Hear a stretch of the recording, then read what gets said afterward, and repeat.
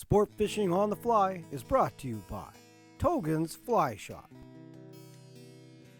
Maui Jim Sunglasses, and Hardy Rods and Reels.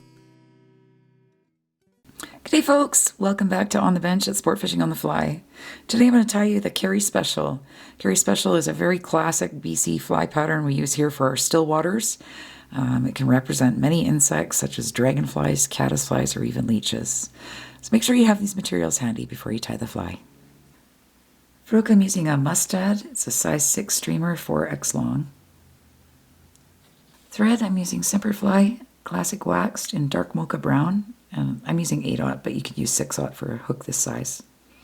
For the body I'm using Semperfli Dirty Bug yarn in caddis brown. Dirty Bug yarn comes in lots of colors, and this fly is good in many different colors, such as this high contrast olive, or even like a mottled green, red, black. Your choice. And for a hackle and tail, I'm using Nature Spirit Pheasant Rump. So I've already gone ahead and built a nice base layer of thread on my hook. Brought it back to the point where the barb would be that I've crimped. Next, take one of the smaller pheasant rump feathers. And I prepared the feather already just by pulling the fluffy stuff out of the way. You can even go ahead and just snip that right off. The tail on this fly isn't very long. It's not even half the shank length. I'm going to take it and tie it on top. And a few good wraps there. And then I like to just snip it, cover the part of the hook shank with it. Build a little underbody. There's a couple different ways you can tie in the hackle for the front. You could do it wet fly style, totally. It's just that a lot of these pheasant rump feathers are very, very long, and even for a size 6, I find them too long to tie in that way. So I prefer to tie them in forward before I tie my body material in, so I can get the exact length I want. So to prepare the feather, again, I've gone ahead and just taken the fluffy stuff out of the way at the bottom, the flue, and I'm going to take and pull as much of the hackle down as I can and take the stem out of there. So I'm going to snip the stem out to show you. See if I can do this on camera. So about that much.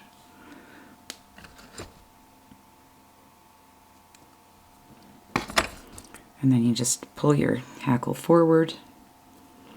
And to measure it, I want it to come back at least to the tail. You want it definitely past the hook bend. So you can kind of just judge how like where on the feather you want to tie that in. Bring your thread forward.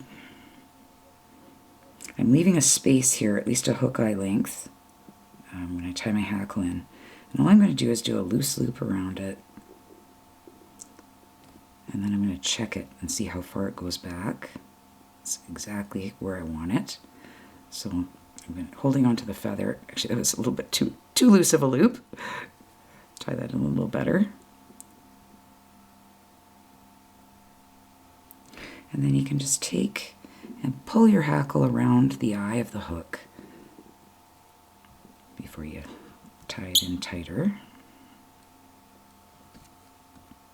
Just double checking that measurement again. And then I like to wrap over top of it back to the other feather that I cut off, just to keep the body nice. And get some sticking out here. I'm just going to trim off. Fairly nice and uniform anyways.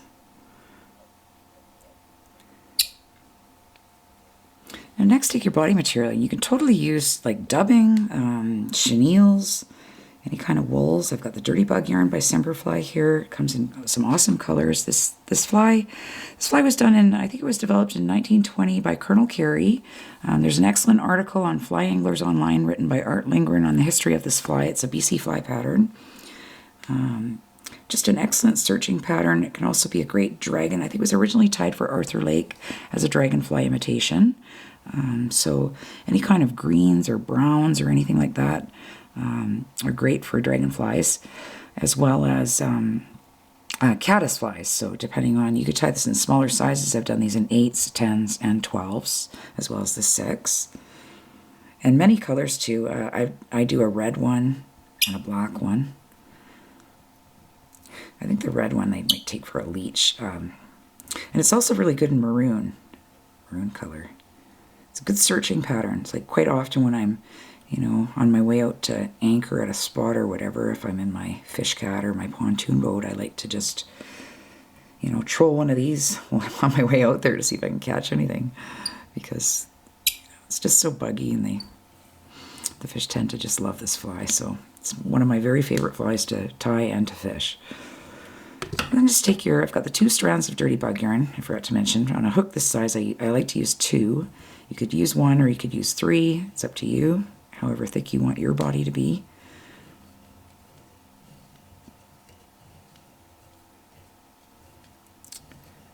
I recently did this fly in the peacock color, and they turned out really nice. It's on my Facebook and Instagram pages.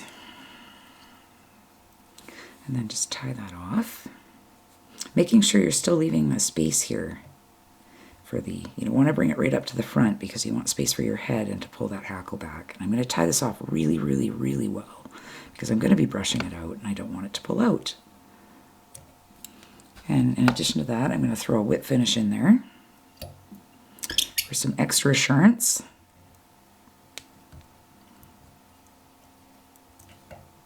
Trying not to trap any hackle in there. There we go.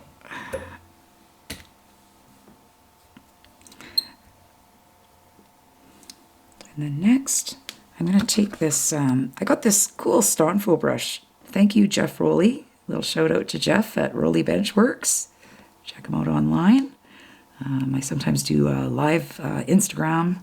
I think we're going to be doing a Facebook one coming up on stoneflies with him on Friday nights usually. So thanks, Jeff, for the gift by Stonefo. It's an awesome little Velcro comb and brush.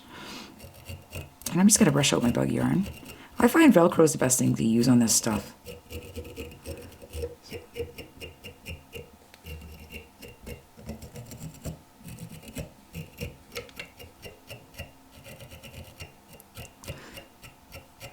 And it makes it, you know, makes it trap, like, I think, like water bubbles a little bit as it's, you know, you're stripping it or trolling it. And makes it look more lifelike in the water, I believe. This bug yarn is really good for that.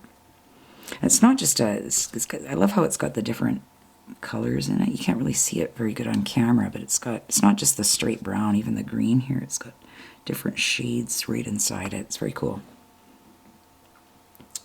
And then next, you can just take your hackle, and I like to just sweep it back.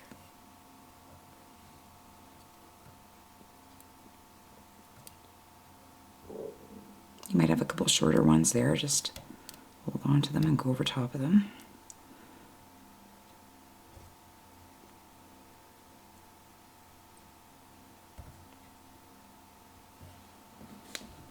I just want to make sure it's all the way around the hook. I've got missing a little tiny bit at the bottom. Oh, I got my thread tension too tight there. So I'm just going to pull that. You can just sort of pull it into place.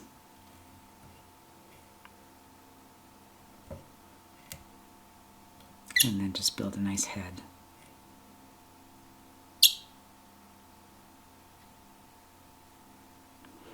And it's good with different thread colors too, like maroon's a great thread head color, or black, red even. And then whip finish.